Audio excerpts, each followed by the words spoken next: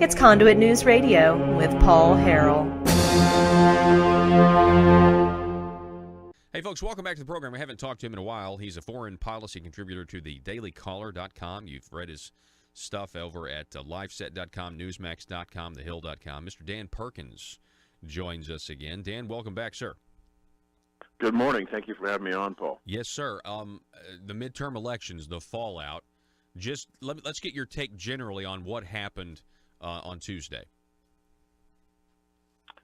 I think it was a significant victory for the Republican Party in that the number of House seats lost was the lowest since the Second World War. And we had unprecedented, I think we have to go back to 1932 to find more Republicans who retired at one time from the Congress, 44, I think. So we had 44 Republicans not standing for re-election, and the last thing I saw was about a net gain of about 25 for the Democrats. So clearly not anywhere near a blue wave. They picked up more seats in the Senate, and the people who are reporting that the Democrats are now in control of the agenda are not looking at things through the right pair of lenses. Everything starts in the House in terms of most of the time legislation is initiated in the House, but then it has to go to the Senate and has to go to the President. You now have probably 54, maybe 55 Republican senators in the Senate, and all we have to do is go back and look at Harry Reid. We had over 200 occasions where the House, the Republican-controlled House, sent bills to the Senate on repeal, replace of Obamacare, and none of them ever even made it to committee. Yeah. So the idea that they're going to somehow change the agenda is an overstatement by the mainstream media not being realistic about what's going on. There's talk about, well, they're going to start subpoenaing and holding hearings and all these things. The Democrats they have a very slim majority, and they have to be careful because they've got less than 2 years now before the next general election. And if they come across, because of all their hearings and subpoenas and all this stuff, of not really doing anything for the American people, but focusing on trying to figure out a way to remove Donald Trump from office, they're going to have a short life of chairmanships. Yeah, the majority leader, Mitch McConnell in the Senate, he was asked something along those lines, and he said, listen, I was in the House in the 90s, and we tried this presidential harassment, and the President Clinton at the time, his numbers went through the roof when we impeached him, and our numbers just kept getting lower and lower. So I would strongly recommend to the Democrats to not go down that path. It was interesting, Dan Perkins, that the Democrats really didn't even get a chance to gloat yesterday because of the resignation of Jeff Sessions. It sent them into a frenzy, and they were running to podiums trying to remind everybody of Russia collusion. I thought that was an interesting twist in all of this. I had written months ago that I felt that that the president was in fact going to either ask for Jeff Sessions' resignation or be fired shortly after the midterms. He really put the president in a terrible box shortly after being selected or approved by the Senate when he recused himself and created the opportunity for Mueller to come in. So that was a really serious blow to the president. So I think that the new, even the acting attorney general is already more aggressive than Sessions. But I felt that after the election, whatever the election results were going to be, wasn't going to change the president's mind. Sessions was going to go.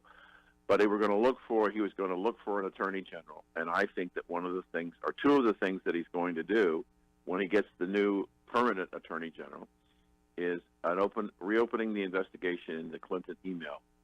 And number two, he's going to look at the Clinton Foundation. And he may not do anything relative to Mueller, Mr. Mueller go ahead and do what he's going to do.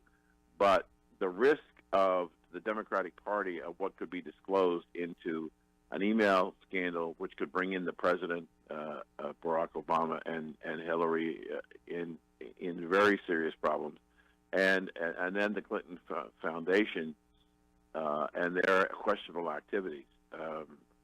I've done a lot of work on the Clinton Foundation, so there's a lot of exposure for the Democratic Party. And what Trump was basically saying to them yesterday, you go there, we're going to go there too. Yeah. And what they forgot is that the Senate has the same powers of oversight that the House does, and they can go the opposite direction of what the House is going to do. That's exactly right. We're talking with Dan Perkins. Now, as your expertise, Dan, is foreign policy, you'd mentioned the Clinton Foundation, and just how bad is it? I mean, that certainly taking these international contributions and things like that. And why do you think it's one thing for Sessions to recuse from the Mueller investigation, but it's another thing that he really does. At least we don't know for sure, but it doesn't seem like he really pursued the Clinton Foundation or the emails, the email scandal. Why do you think that is? Sometimes, I know this is going to sound terrible, but I can't think of any other way to say it. Sometimes good people are in the wrong position. And I think that Mr. Sessions is basically a very honest and decent man. And I think that when he found him, he was, in my opinion, he was manipulated by the Democrats to recuse himself. And I think he realized that much later. I think he's an honest man. I think he's a moral man, and I think that he got played by the Democratic Party, and was put in a position where he was reluctant, because if he did anything, it would be perceived that he was dishonest or not truthful or whatever they wanted to say about him. So he, in essence, neutralized himself not only on the Russia situation, but I think that he was then compromised to the point that he couldn't really do anything that would smack of attacking the Clintons or going after the Clintons or Barack Obama. So that's why he passed on the email and on the Clinton Foundation. And one of the things that I discovered when I was doing my research, and this is a situation that a lot of people don't know about, there wasn't just one Clinton Foundation. There were 9 Clinton Foundations all over the world. Wow. And money was channeled among those, and then came into the United States and went other ways. So they had not, to the best that I could find, where in countries where a Clinton Foundation had been established. I'm not saying there weren't more, but I was able to identify at least 9, and these were set up very unsupervised. They even admitted they were not properly supervised. So I think that's something that I'm hopeful that the new Attorney General will look at both of them, but for totally different reasons. The email scandal is, in fact, our national security was jeopardized, and nobody paid a price for making the decision to jeopardize our national security. Yeah, the reports say that on that secure server, the reports say that the Chinese basically were able to see what Hillary Clinton was reading in real time. I don't doubt that. I mean, it was not by any way, shape, or form any kind of a sophisticated cybersecurity system, and not anywhere near as secure as the government. I just think that what we have is, I also believe that somewhere out there, all the deleted emails are somewhere. And I don't know who's got them, but maybe with this open investigation we'll get them, and we're going to find a lot of things about the Clintons that will not be very flattering and may in fact be criminal, and may damage the reputations of some very prominent Democrats. Interesting. We're talking with Dan Perkins. By the way, he's the author of the book, The Brotherhood of the Red Nile, which is a series. You can check that out, find it on Amazon. But you've also seen him, his posts on the Daily Caller, LifeSet, Clash Daily, The Hill, Newsmax. Dan, real quick, Before we Yes, go, sir. Florida. Yes. I was My state. so you're from Florida. Okay, good. So I was yes, very much surprised. I mean, the early vote. We had Larry Schweikert on, who was doing some amazing work with the early voting numbers in terms of how the polls couldn't possibly be realistic when you look at how many more Republicans were turning out versus Democrats in the early voting numbers, specifically in Florida. And of course, it worked out good. The Republican gubernatorial, the governorship is going to stay a Republican. Looks like Rick Scott. I think he had a 30,000 vote lead. Are they going to do a recount? Is that what they're going to do? Yeah, they're talking. There's the Democratic challenger is thinking he wants to have a recount, but that's okay. Yeah. So my point is that Florida's the bellwether, and it looks like President Trump. He's still popular there. Is what I'm trying to say, and that's got to be worrisome for the Democrats. Yes, and there's another thing that you have to put into the equation when you think about early voting. And we'll deal with the governorship's race, Andrew Gillum.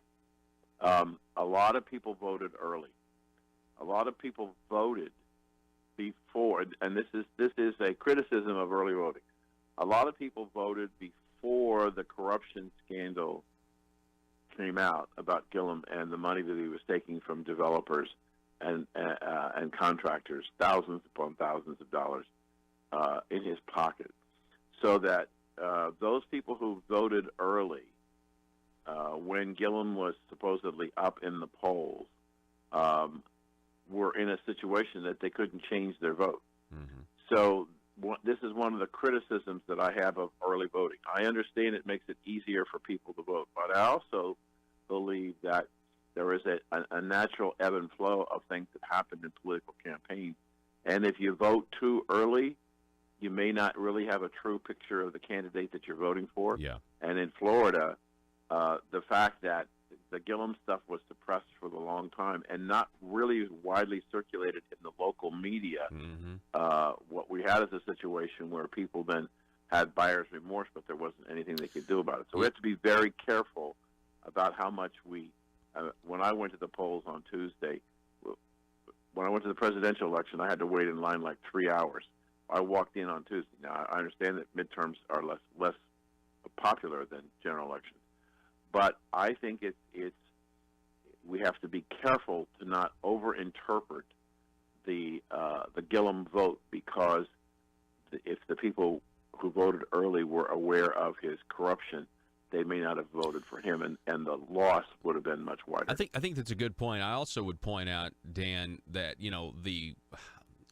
the bomber, or I guess the non-bomber was from Florida. They arrested him in Florida, and the fact that didn't have an impact in terms of turning the state blue, I thought is very interesting. I mean, I think the lead would have probably been, it would have been a bigger margin of victory for the Republicans, had that wacko not, mailed all those pipe bombs or not fake bombs. Yeah. You know what I'm saying? I mean, I thought that was interesting. Yeah, no, I agree with you. There are some people who think that that America figured out fairly quickly that this was a stunt, that there was nobody really in danger. The bomb or bomb-like devices never made it anywhere near any of the intended targets. They were all intercepted by the Department of Postal Service. So it was almost a non-event. And it made headlines, but it didn't have an impact, I don't think, on the election. I think Kavanaugh had, in his treatment, had more of an impact on the election, especially with women, than the fake pipe bomb. Because I think. Last question. Where do you think we go from here? We have Antifa publishing the addresses of Van Coulter and others, Sean Hannity. We now have mobs outside of Tucker Carlson's house. Do you think you mentioned Kavanaugh? I mean, are we basically going to have this environment, Kavanaugh and the Antifa, just feeling emboldened for the next 2 years? Is that what we're facing here? Well, that's a great question, and I would respond to you by saying what we're going to do is we're going to find out, now that the Democratic Party is no longer resistant, now that the Democratic Party has control of at least a portion of the government, the House of Representatives, what they do to quell this. If they don't do anything to stop the violence, then they're culpable. So I think that's the things we've got to watch is to see whether or not, once they're in power, do they control the Antifas of the world, or do they just let them go shotgun wild? And that's one of the things we got to watch for. Dan Perkins, it's always a pleasure to have you on. I really appreciate it, folks. Look for his stuff at the Daily Caller, LifeSet, Newsmax.com, TheHill.com, and his book, The Brotherhood of the Red Nile. Dan, I hope you have a great day, sir. Thank you so much. Thank you for having me on. It's always a pleasure to be with you. All righty. Dan Perkins, everybody.